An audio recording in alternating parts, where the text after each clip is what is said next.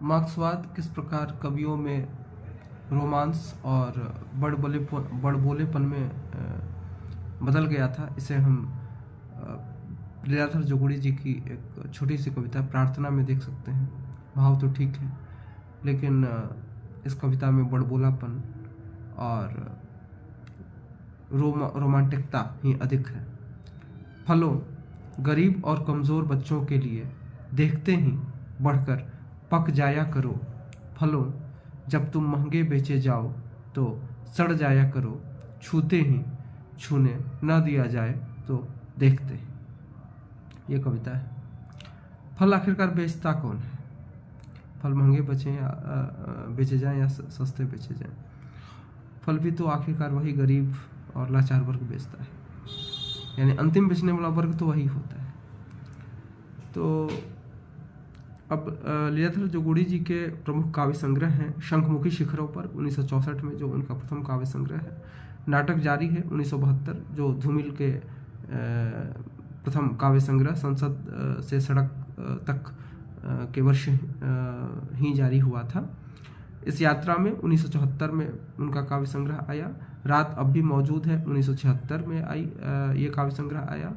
बची हुई पृथ्वी 1977 में, घबराए हुए शब्द 1981 में, भय भी शक्ति देता है 1991 में, अनुभव के आकाश में चांद 1994 में, महाकाव्य के बिना 1995, ईश्वर की अध्यक्षता में 1999, जितने लोग उतने प्रेम 2013 और खबर का मुंह विज्ञापन से ढका है 2014 में।